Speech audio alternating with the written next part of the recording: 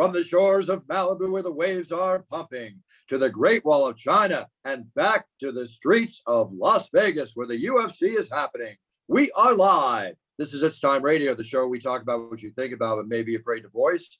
Do not worry, we'll voice it for you. We talk about everything on It's Time. Sex, drugs, rock and roll, politics, film, TV, UFC, you name it, we talk about it. We got somebody very interesting and fun to talk to today. God knows what we're going to talk about, but we'll figure it out. I'm here with my co-host, TJ DeSantis. TJ, how are you? I mean, I'd be better if we weren't, taking 2 styrofoam cups. I guess 3 in the case of Steve being here and having some fish in line. I mean, we're doing our best today. It's a technological world, and we have technological issues, but here we are. I'm on my phone. You're on my phone. You're on your phone, and Steve-O's on his phone. Steve-O, here we have the star of Jackass, the star of many things, the star of God knows what else, because this man tries everything. And here he is, none other than the inimitable, the original, Steve-O. Hi, Steve. How are you? I'm doing great, Bruce. I'm doing better than great. I'm doing fucking fantastic. And let me tell you why. Tell me why. Today is my sobriety date. I am celebrating 14 years of uninterrupted sobriety. And that's a big deal for me. Yeah. And tonight, I will be performing the biggest show of my life, by far. Where at the Novo Theater in Los Angeles, 1,500 seats, and in attendance will be my whole Jackass family, including Spike Jonze, Johnny Knoxville, all kinds of celebrities, industry executives, and I'm telling you, Bruce, the show I'm performing is absolute fucking fire. It is so goddamn ridiculous and fun. And so, nothing could bring me down today. I could not be having a better day. And I get to talk to Bruce Buffer. Well, well, we're not here to bring you down. We're here to keep you up, build you up higher than you've ever been. Congratulations on the show tonight. That's going to be awesome. You've advanced so much. I mean, in 2002, your 2-year run with Jackass and everything you had back then has just evolved into so many other opportunities for you. Being the kind of wacko that you are, Steve, and I mean that with all the love in the world, because you're definitely an original.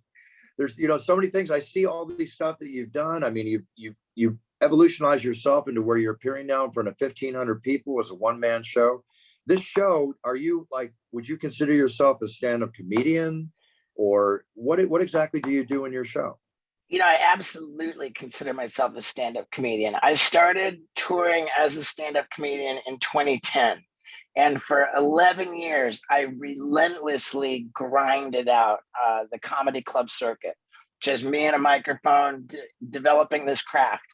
And over the years, my comedy evolved to become a multimedia affair, where at first, me and the microphone and whatever happened on stage constituted everything in my first comedy special. Then for my second comedy special, I took to telling stories which had happened on video and editing the footage into it in post. So, once the special came out, it was multimedia. But now I'm on my third show, and I filmed the craziest crap ever. And the footage actually comes with me on the road now. So this show is called The Bucket List, and it's a stand-up show. But after each bit in the act, I screen the footage of the story I just told. So there are 10 video breaks. And Bruce, in more cities than not that this show goes to, I have full-grown men passing the fuck out in their seats, like literally fainting. And that is such an intense point of pride for me, because I have never heard about people fainting in a Jackass movie. And I'm not going to say they're dropping like flies, but they're fucking fainting. It's pretty wild. Okay, why are they fainting, Steve? Why are they fainting? What am I missing? Because one of the bits in the show is called the Vasectomy Olympics. And it was inspired by a joke I heard when I was 12 years old, which was, what is the definition of macho? And the answer was, it's a man who jogs home from his own vasectomy. And, I remembered that joke. I wanted to be macho. and I grew up with the idea that I was going to get a vasectomy and do a whole lot more than jog. And, you know, some guys, when they see a vasectomy, even though it's not that much of a thing, it's not a particularly gory procedure, but guys see a needle go in the ball sack and that knocks them the fuck out a lot of the time. I would say so. You know, my, yeah. my screen froze for a second, though, Steve-O, in that explanation. Did I miss something? You're not performing a vasectomy on stage with or anything that makes people. No, Okay. The bits for this show were filmed in advance, and the show represents a journey through the bucket list of stunts. And after each bit, I screened the footage. So I already did the vasectomy. Afterwards, I got on a horse and rode from you know, bareback galloping on a horse in my hospital gown. We did all kinds of ridiculous, funny stuff for the vasectomy Olympics.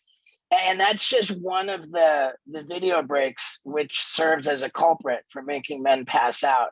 There are a couple other ones. And I've got UFC legends in this show, because one of my items on my list, I wanted to get cauliflower ear at the hands of UFC legends. And it started out with our friend Chuck Liddell.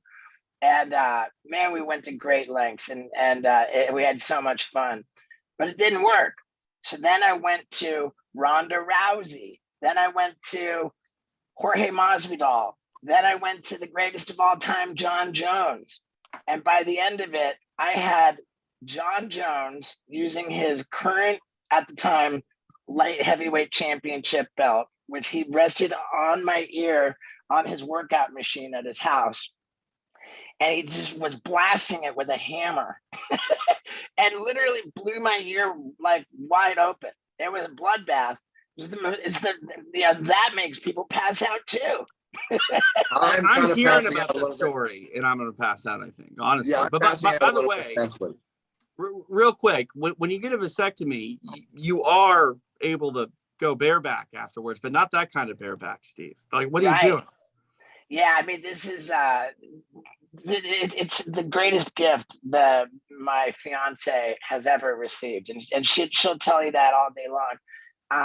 It's just such a treat to not have to worry about any of that, and we're both very sure that we don't want to have children, so we're thrilled with the whole thing.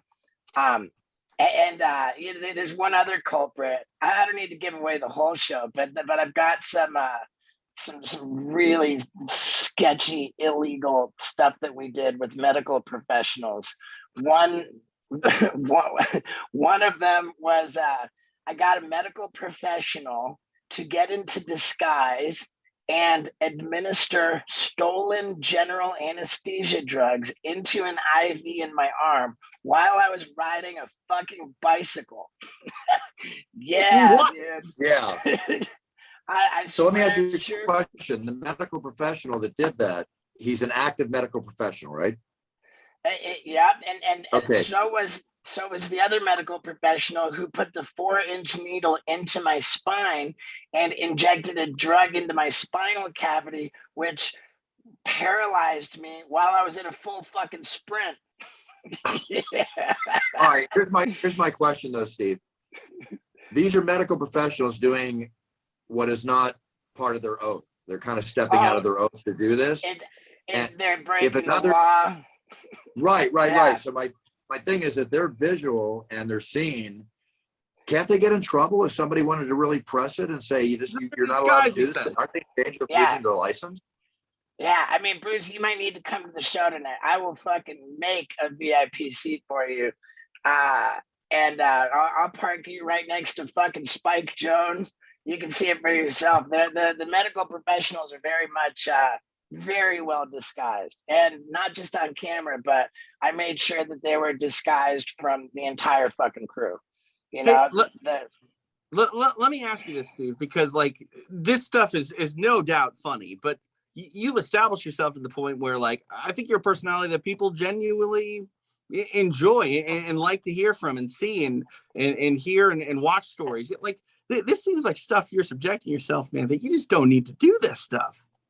Well, I mean, there's an argument for that. I think that what drives me in absolutely everything I do, and I do a lot, the one thing that really is the common thread is attention seeking. You know, I'll just come out and say I am a fucking attention whore to the max. And you know, like this whole bucket list show, the sort of the backdrop of it is that, you know, not that I'm concerned about my welfare as much. What I'm concerned about is that I've reached an age here. I'm, you know, about to turn 48, and it becomes a real question whether it's still funny to see an older guy do this stuff, you know. And certainly up to this point, I've been getting away with it, but I'm very sensitive to sort of you know, a finite amount of time remaining before it becomes creepy to watch me do these things. Well, not only creepy, just like I said, you're someone I enjoy. Like, we've talked MMA in the past. Like, I enjoy who you are and what the things that you have to say. I don't want to watch you get hurt, Steve. Right. Yeah, but the other thing is too, Steve, is that if by this time with your career, if you haven't turned people off to being, how you said, creepy or whatever, I don't think it's possible for you to turn them off, because you've done everything incredible so far. I mean, if you haven't done it by now, it's going to take something really horrific to do that. And with that in mind, what is the most dangerous stunt, shall we say, or prank that you've ever done? And what's your worst injury as a result or from something else? The most dangerous, I mean, we're in such subjective waters here with the most dangerous, but probably the like the apex predators, you know, everything with the big cats and the bears and the sharks. You know, there's been a lot of close calls with wildlife. Beyond that, I had one I did back in 2001. I found an unemployed registered nurse to put an IV in my arm, and we put 5 ounces of vodka into the IV. That one felt pretty sketchy at the time. And the other day, there was one time when we were in Indonesia, in Jakarta, and I went and found some weed, which I think was punishable by death. So I considered that a pretty dangerous stunt. I would say so. Yeah, we called it the Jakarta Death Doobie. And and then probably the closest call, according to my crew, was a scuba diving situation where I was told that the sharks were at the bottom, and I just went to the bottom. But at one point, the camera guy grabbed my fin and he pointed up. He was exasperated. And when we got to the top, he said, "Damn it, you almost died. I almost died trying to save you," because I didn't quite understand scuba diving. I had been certified on a cocaine bender. That was more than 14 years ago, though, right? Correct. I got scuba certified Make sure. I'm curious, Steve, how vital was the cocaine and the vodka back in the day to ensure that you were able to actually, you know, muster up the courage to do some of this stuff? Because I can't imagine it's easy to do this, you know, sort of thing now in this 14-year window of sobriety that you've been in. You know, the spirit of Jackass was never one which you know, allowed for us to be like really visibly intoxicated on camera. I mean, I was certainly impaired with cocaine in most of the first Jackass movies, so I suppose that's not quite fully accurate. But I just don't know that that the drugs and alcohol ever really helped that much. And certainly once I got clean and sober, you know, with a clear head and a concern for my health, that certainly didn't help when we made the last 2 Jackass movies. But I had such an urge to prove myself, and you know, and I'm still such an attention whore that you know, I don't know. Yeah, I just don't know. I think that drugs and alcohol were largely a distraction for the most part. I think I've done So with better that being work said, since. so with that being Yeah. said, what you're saying is you're experiencing a lot more pain and a lot more fear. Is that true? You could say that. You could say Yeah, that. I'm it's also okay to getting, admit it. yeah. I've also been Yeah. getting hurt a lot more. Like my most serious injuries have been in the last 5 years. Um, Well, let me tell you something on that note, Steve. With everything I did in my life, from, martial arts to the surfing I've done, to the levels that I've done each, I thought I was invincible. Of course I realized at 35 or so, I wasn't invincible. Okay. That happens. I mean, it hurt. It started to hurt. Steve, you're 48. Okay. Things hurt as you get older. That's all I want to say. right. It hurts a little more, and it takes another couple days to recover versus that. I twisted my ankle. I'm fine in 4 hours. No, you're fine in 4 days. Okay. That's what life's all about, Steve. So maybe it's Right. not just the natural medication. Maybe it's the natural evolutionary process of pain. Sure. Hey, I totally get it, and I really enjoyed your Fight Pass episode where they talked about your surfing and your what was it that you was it your episode where you got in the fight in the elevator? He, It he's was talking actually about Fight Lore, a man before its time. the Fight Lore segment they did. Yeah, Dana called me after they made that. He said it was the best thing they ever did. He was raving about it. He's, Buff, you got to see this. When I watched it, I was cracking up. It's all true to word. Everything's put in there. But that was in Las Vegas at the Hard Rock Hotel. We entered on the 10th floor. That's what you guys should do. You should do an elevator fight for 10 floors and see who works out. Fuck it, It's a make it a good phone solid booth. 45 fun. Yeah, man, I really enjoyed that. And a phone booth fight. Maybe an elevator would be more fun. Yeah, I made a Yeah, joke back when that happened, Bruce. It was right around UFC 50, which was a show called The War of '04. You and Trig was the war on what floor? But that's pretty funny. I like that. Yeah. It was funny too because when Trig and I were working in the Octagon a couple of shows ago, Kenny Florian tweeted out, "Thank God there wasn't a bloodbath in the Octagon with Trig and Buffer." It was cracking me up, reenacting their whatever. But anyway, a fun go. That's a story that's been around for a while, a little urban legend. But thanks, Steve. But getting back to you and the situation, I want to say another thing. TJ, did you know that Steve was born in Wimbledon, England? No, I mean, I can't tell by his last accent. place I ever would think he was born. Yeah, no. Yeah. Wimbledon, as I understand it, is a suburb of London, England, and I was born there, but spoke my first words in Portuguese because my family moved to Rio de Janeiro, Brazil, when I was 6 months old. Wow. And Wow. the reason I spoke my first words in Portuguese is that I was raised by live-in maids because my dad was the president of all of Pepsi Cola in all of Brazil at that time. Wow. So my parents were pretty ballin'. And then when I was 2 years old, my dad got promoted, I believe, to president of Pepsi Cola in like Central and a larger territory of South America. And so we moved to Caracas, Venezuela, where I spoke fluent Spanish in nursery school. So by the age of 3, I spoke 3 languages fluently: Portuguese, Spanish, and English. And by the age of 5, I had forgotten 2 of them completely. And I moved to Connecticut when I was 4. Then I this was when my dad became a big tobacco CEO. He worked for R.J. Reynolds Tobacco, making Camel cigarettes and shit. And so that was why we moved to Miami when I was 6. And then in the 80s, they determined that cigarettes weren't actually good for you. That was when it really kind of came to light. So tobacco companies kind of got really nervous, and tobacco companies started trying to buy up food companies. And so there was what at the time was the largest corporate merger in history when R.J. Reynolds Tobacco merged with Nabisco and became RJR Nabisco. And that was an aberrationally good year from my dad.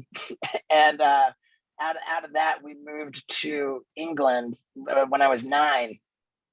And at this point, the house I lived in was just getting obnoxiously fucking big. You know, like Yeah. I was embarrassed to have kids from school see my house because it was just, like, for some reason, I was not fucking proud of being a rich kid. Like my dad was chauffeur driven to school, and he would sit in the back seat with his newspaper while his fucking chauffeur drove him around. And I'd go to school. Sometimes I would need a ride to school with dad and his chauffeur. I'd sit in the shotgun seat, and when I got to school, I'd hug the driver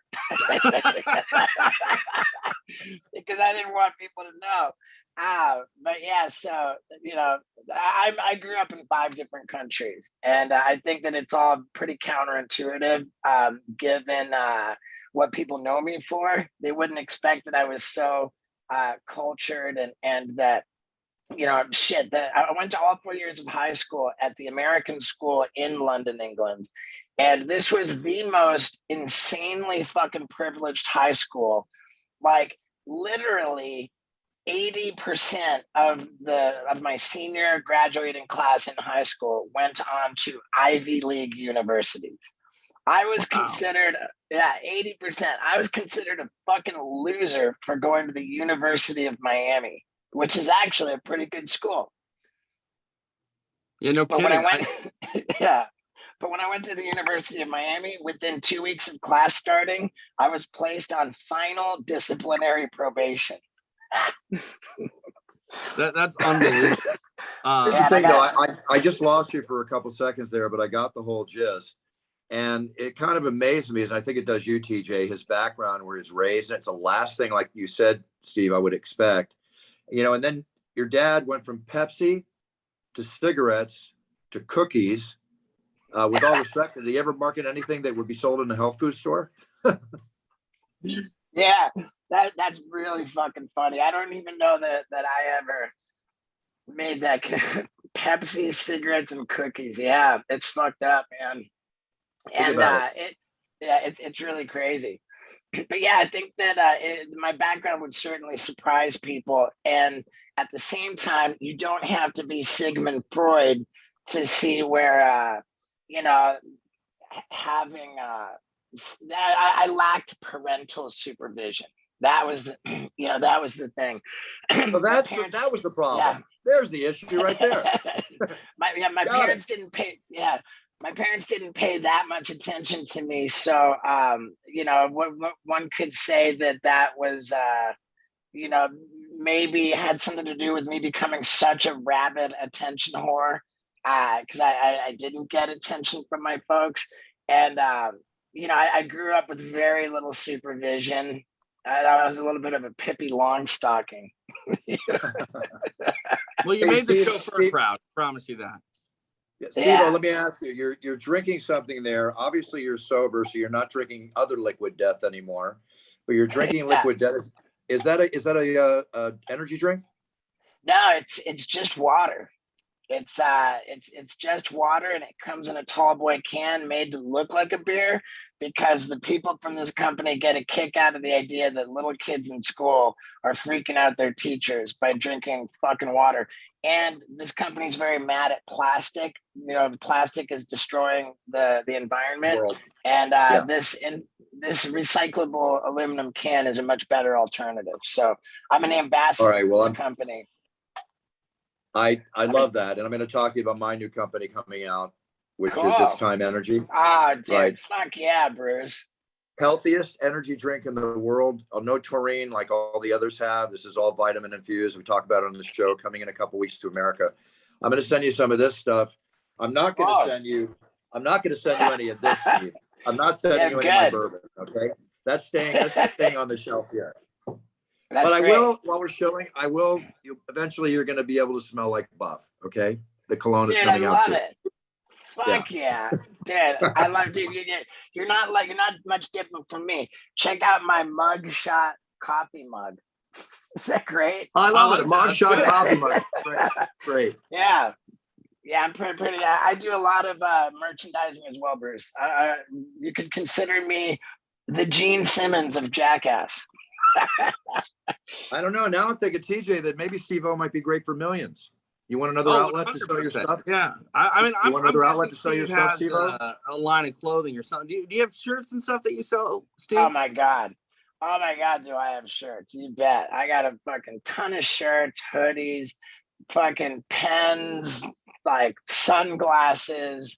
Yeah, he's got a lot. Like I Hey, did Steve-O, you want another skateboards. avenue? You want another avenue to sell that stuff? Sure. Yeah, All right, talk I'm to gonna- my guy.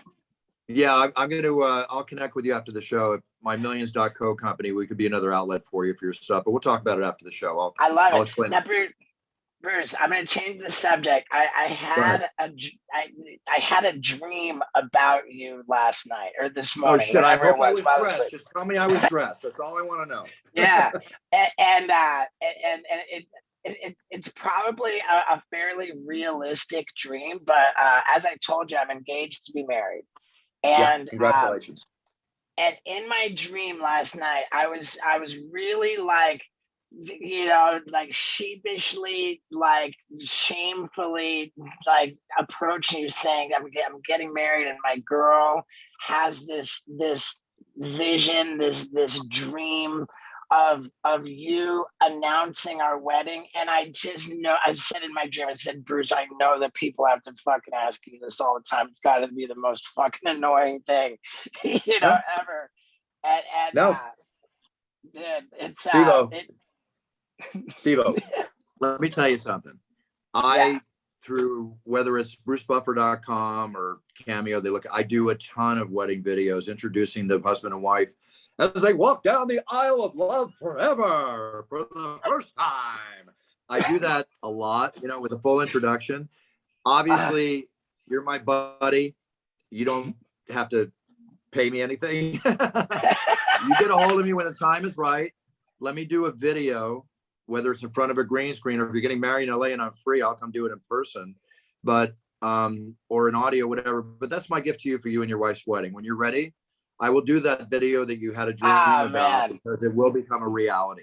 Okay, I will make it a reality. Hey, let me give you a testimonial too, because Bruce did it for me in my wedding, and it was the most exciting moment of the entire wedding. It was done in audio form because I think Brock Lesnar fought that night. But Bruce, you kill that. You knocked it out of the park, just like a main event introduction. Man, unbelievable. And it's the kind of thing that it clearly makes me uncomfortable to ask, because I was so uncomfortable that I had this dream about it. But bless your heart, and that would mean the world. I really love that. He's Cool. completely fine getting, 5 ounces of vodka pumped through an IV. But I'll make you feel like you had 5 ounces of vodka pumped into your veins by the time I'm done with this thing. Don't worry, it's all good. Oh my God, I love it. All right, you let me know when you're ready, Steve-O, and we'll get it done. Dude, You got video screens at your wedding? I would imagine we will. I would imagine that we will. Just let me know what you want. Let's talk fights, man. Like, I mean, dude, I think I had this conversation with you once in an airport. I believe we were flying. I don't know. We might have both been flying to Chicago. Yeah, we were. I like remember exactly that. Yeah. Yeah, and I remember you saying, like, really, sincerely, just as an, you said, man, I never get bored of this.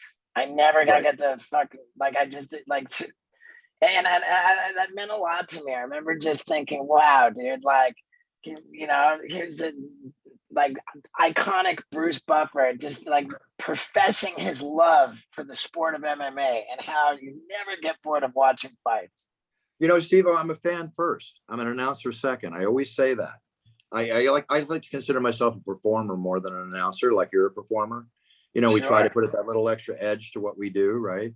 But the beautiful thing is that when I go to a UFC and you're at a UFC, like you were there with your fiance the other weekend, last weekend, you're there from like almost the first fight, Oh yeah. And you're a true fan, and you're really getting into it, and you're yelling at them, and you're totally into this whole thing. Did you ever train in the arts And did you ever have a want to be a fighter? Is like, at all? No. Like Dana White says, all actors want to be fighters and all fighters want to be actors, Oh yeah. I mean, I never had an urge, man. I mean, I've never, like, my position on fighting has always been, if a fight breaks out, I run to the closest, safest distance to watch from. I wish I assumed that attitude my whole life, because I always run into the fight. I don't know why I don't turn around and run the other way, but it's just a natural. Yeah, it's two priorities. Like, how do I make myself safe, and how do I watch? Very smart. Very smart. That way you save your physical and your mental abilities for your crazy friggin' stunts that you do, which you get kill yourself worse than being in a fight. Okay. I don't understand the analogy, but it works for you. Yeah, no, I've never even been in a fight. I mean, well, I've been sucker punched a couple times, and just didn't even retaliate on any level when I got sucker punched.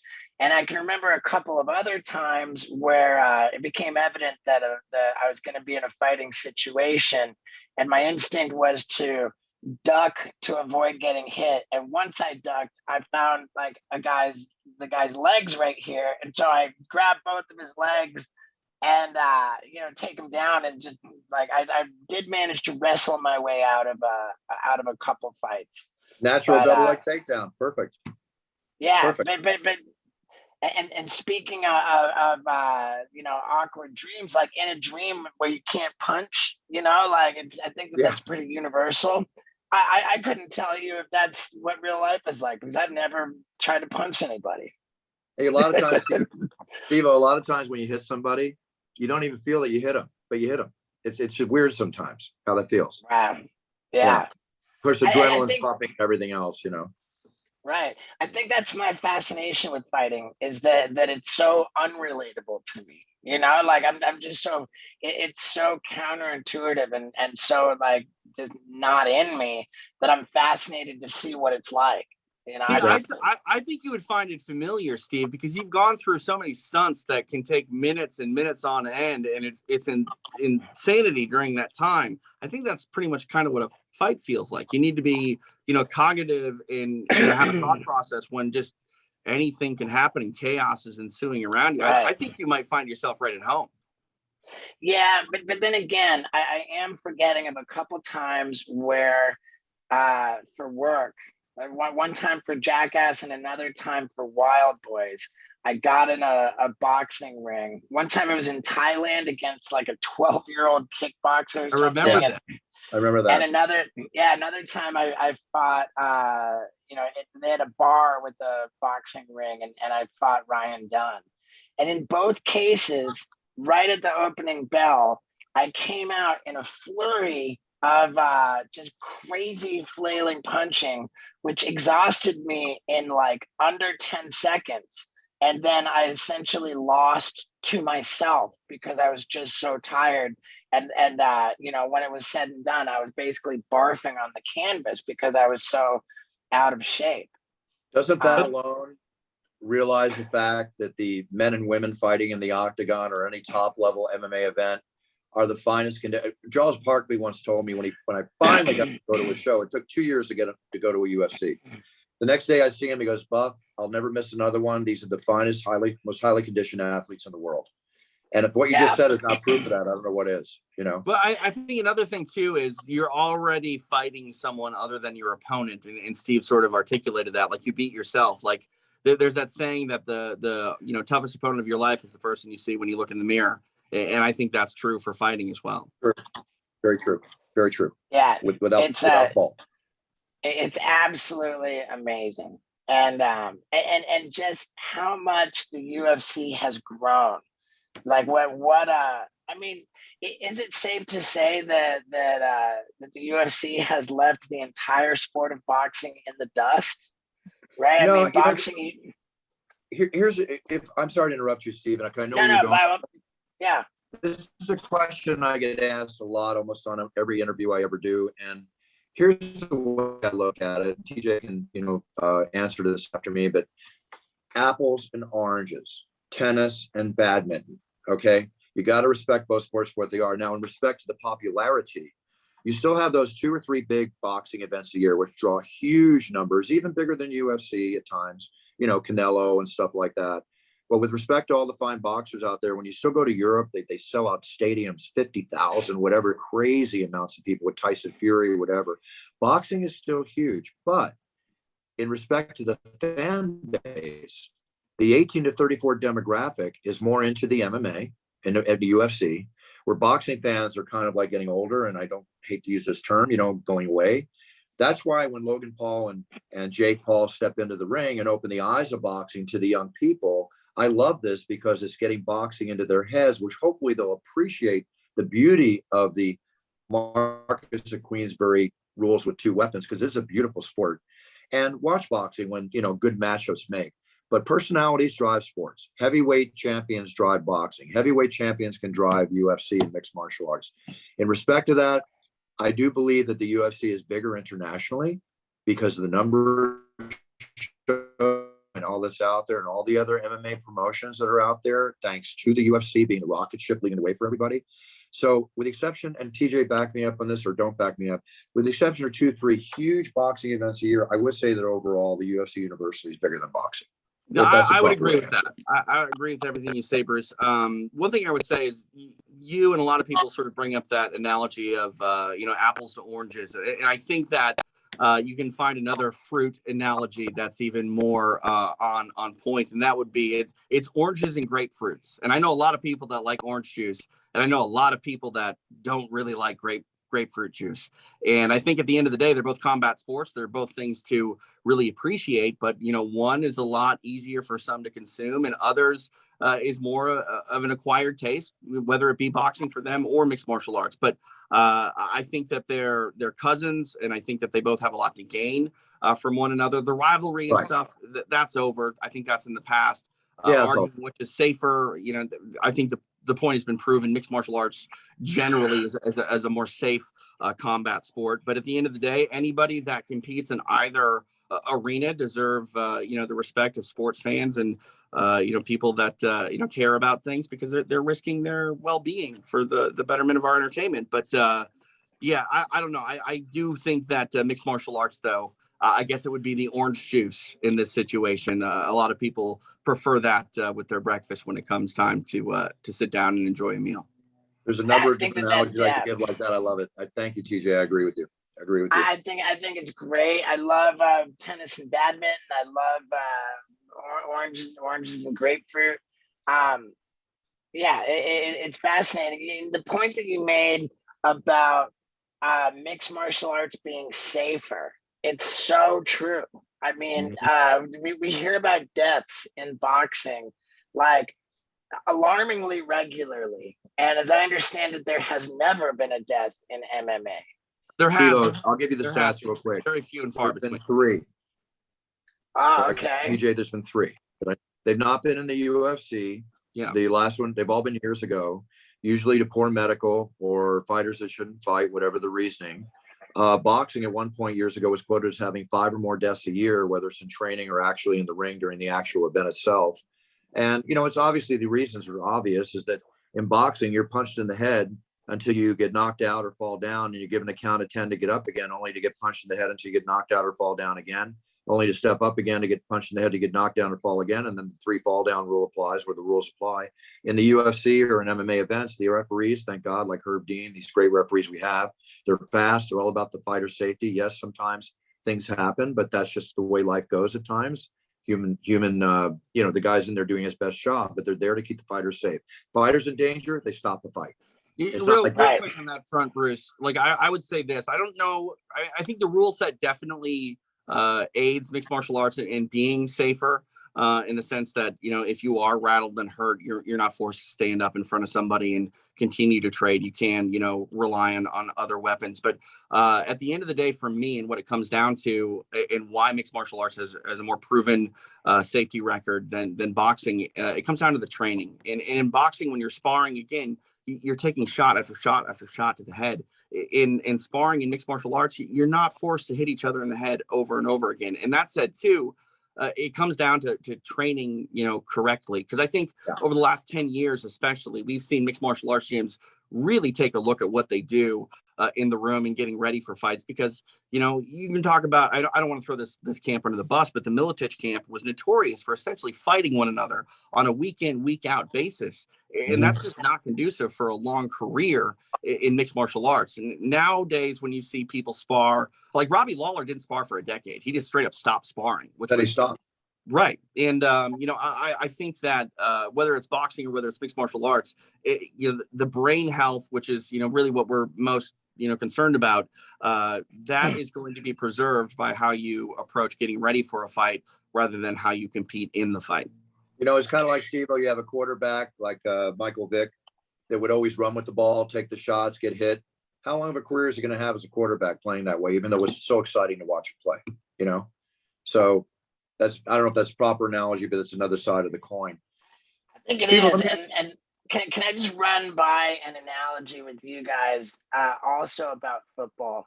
And I think that this is maybe a good comparison between MMA and boxing. But in the early days of football, they had just this leather helmet, which, you know, anybody in their right mind wearing a leather helmet was never going to lead with their head, you know, like, and so I think back in the days of the leather helmets in football, presumably the concussions, the CTE weren't as much of an issue because people weren't using their head. Yeah. But once the football helmet developed to be this big thing, which you can use with impunity, then all of a sudden you've got them hitting their head way more.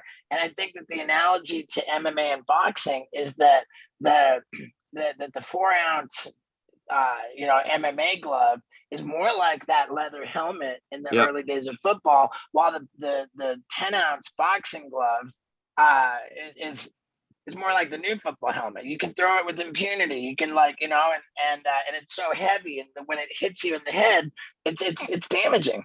Well, Steve, just look at rugby players and look at NFL players. You know, rugby athletes don't come anywhere near the severe injuries that football players have.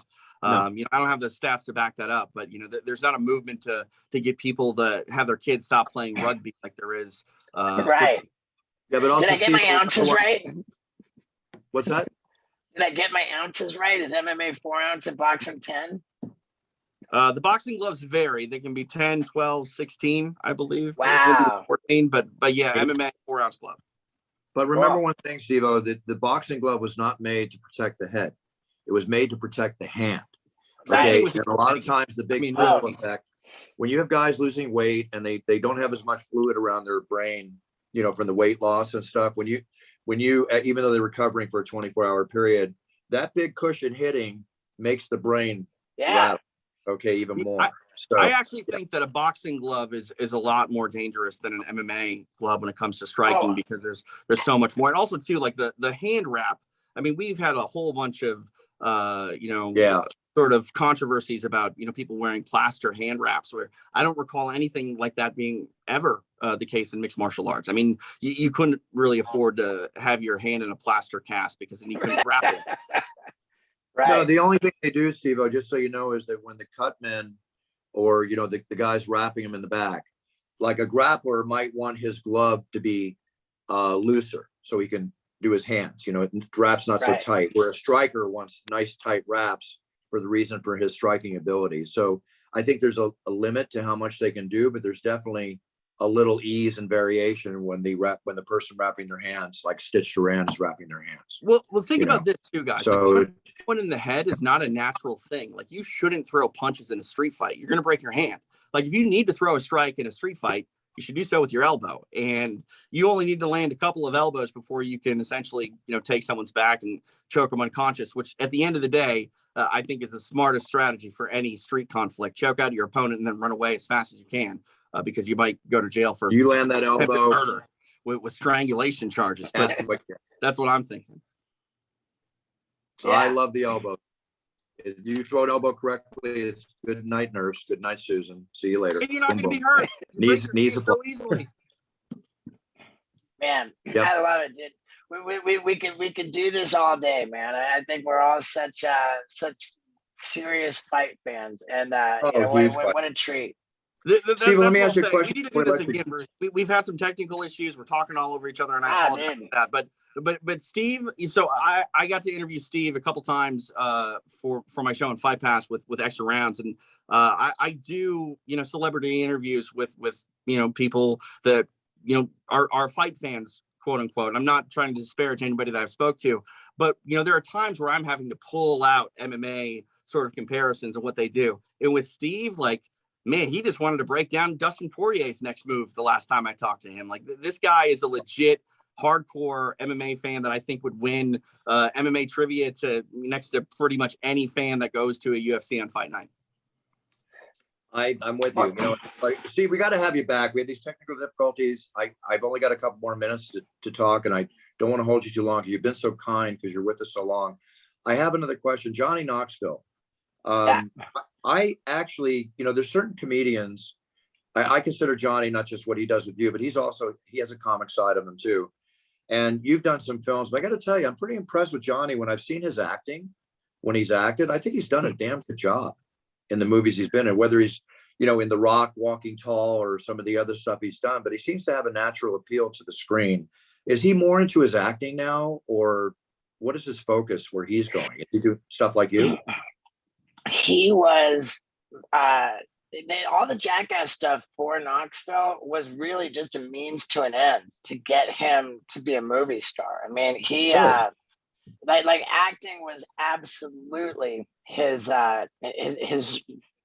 dream. He wanted to be a movie star and not like a jackass. He wanted to be an actor. And, acting actually came first when we were shooting the TV show in the very early days of Jackass, just for MTV.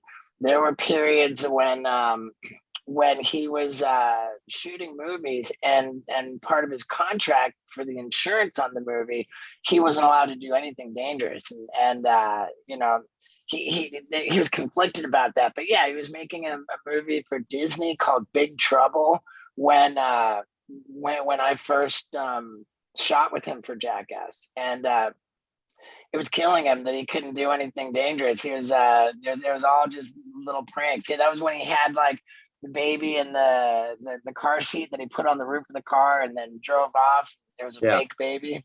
He was doing all stuff like that because his movie contract precluded him doing dangerous stunts. And it was like that all the way through. When we were filming Jackass the movie, that was when he was doing the Men in Black 2.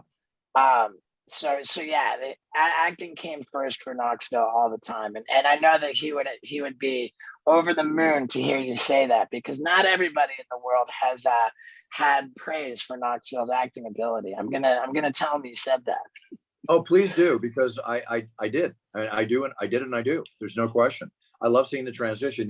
Comedians have become some of the finest actors in the world. I mean, you look at Michael Keaton. I used to watch him do stand-up comedy at the Comedy Store. Wow. Back in 1978. Right before he, then the Beetlejuice sent him over the edge. Like Jack Lemmon, the famous actor from the past, turned into one of the finest dramatic Oscar-winning actors ever. I can go on and on. Yeah. And on.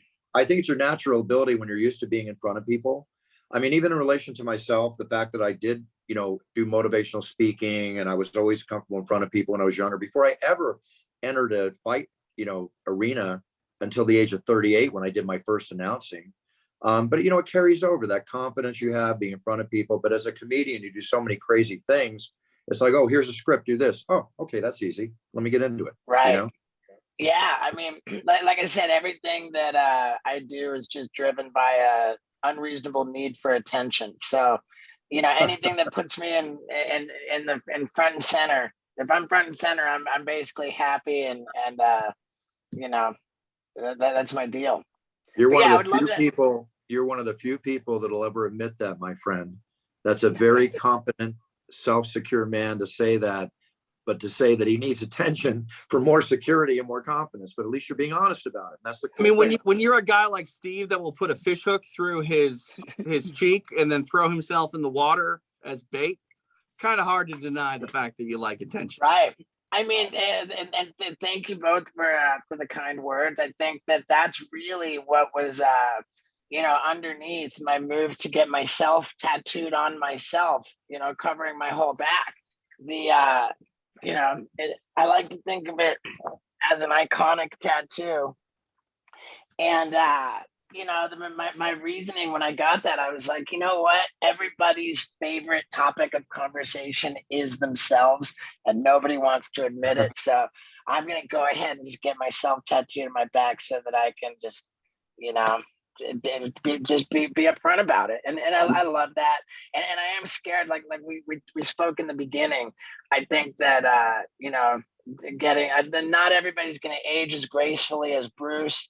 And you know, given the nature of the entertainment that I do, I think that as I get on, you know, my future years, like it's important to me to evolve more in a way that doesn't involve so much attention seeking. So, you know, I find myself developing different business, you know, opportunities, different initiatives to kind of set myself up outside of the attention horror game. And hey, sorry, Steve. Let me just say one thing, Bruce, and I'll lay out here, and you guys can wrap up. But you know, 99% of people are just waiting for their turn to talk in general, and even, you know, more than that, you know, are always going to deny that. You know, no one really wants to deny that they or no one wants to really admit that they like the spotlight. But the other thing is, Steve, is, you know, I said this in our first interview. I kind of grew up watching you on Jackass, and you have a special place in my heart. But if someone were to describe Steve-O to me, I would be like, I would not like this dude. This dude sounds like, you know, a jackass, really, honestly.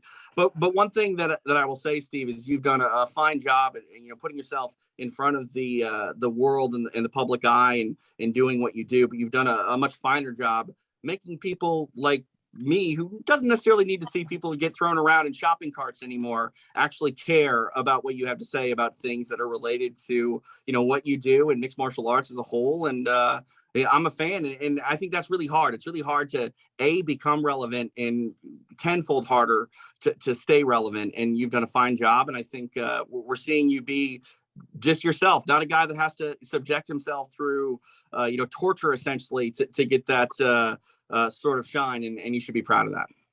I agree. Thank you, man. I agree. And I just want to say that I can't really, I can elaborate beyond that, but his words are exactly what I wanted to say myself, Steve. And it's going to be a lot of fun as it's been watching you up until now, but to continue to watch what I always call the evolutionary process of life going forward, because I wake up every day to learn something new. You wake up every day to do something new in respect to what you do and learn.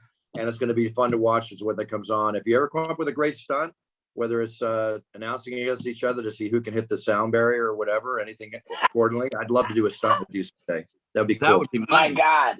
I think there are many things that we could do together, which would be both culturally significant, wildly entertaining. I mean, man, it'd be great. And I think that we should have another conversation sooner rather than later, and do it in person. Also, I think that if you want to be a guest on my Wild Ride podcast, you know, we just had episode number 97 come out today, and it's actually really shocking how well my podcast has performed. It's like a big thing, man. We've had some of the people we've had: Mark Cuban, Steve Wozniak, Shaquille O'Neal, Mike Tyson, Post Malone. It goes on and on and on. I'm in. If I could be in the company of those guys, I'm in all the way. Are you in LA? I do it out of an RV. Right now I'm on my tour bus, and I've got another podcast studio in a van. So yeah, we do mostly, if it's in LA, we bring the van to the guest, and if we're on tour, we bring the tour bus to the guest. So next time you're in LA, let's make a plan. Come over here, stop by my home. Yeah, and, we could do each other's, and I think that would be great. And I'll have my thinking cap on about what we might shoot together. I'm very active with my YouTube channel. I'm always making content. I upload my main channel videos on YouTube on Tuesdays. I do my podcast on Thursdays. I do my Spanish language channel on the weekends. And I do podcast clips all week long. So I've got 4 different YouTube channels that I upload to every single week, plus my tour, plus the merchandising. And, and I'm just a tireless son of a bitch, man. I think we have that in common, that we're both very driven. I love that, and I resemble that remark. Yes, I'm with you. Most definitely. Yeah. It's a real pleasure having you on the show. I've got a training session I got to go into for a couple hours. I love it. My guy's waiting to beat me up over here. But When's the last I got time to you have went? you back on, Steve. And when it comes Yeah, to I'd being love with you, that. doing something, stunt wise, I'm your huckleberry. Come at me. Let's figure something out. Let's have I love some it. fun. Don't When's- hurt me, Steve. Don't Yeah. hurt me. Too bad. Okay. When's the last time you went surfing, Bruce? About a month ago. Sometimes Oh, my time doesn't. wow. Man, that's so inspiring. Awesome. Hey, have I a used to great surf training every day, session. Steve. It's not inspiring to me. It's disappointing to me. But, when I was a kid, I was in the water not a kid, up until my 40s, I was in the water every day. And then business and life took over. Just got, Right. evolutionary process of life. It's change. But surfing is my favorite sport, #1 forever. Hey, Bruce has Man. got 25 years on me, and I'm somehow older. It just doesn't make any sense. I don't know. That's great. I'm all natural. That's all I can tell you. Just got to do it the natural way. Eat right, be right. I love Play it. hard, work hard, stay hard, Steve. That's the way to do it. I love it, man. It's been a pleasure. Have a great day, and let's come up with a plan soon. All up there. Just call me anytime. And again, my gift to your wedding, either live. Dude, man, my first call is to my fiance to let her know that. I'm so emotionally touched. I'm I can't even believe it, man. That's a huge honor, and thank you. And we'll talk soon. You got it, Steve. Big cheers. No All right, tears man. forever, my friend. Hell yeah, dude. Thank you both.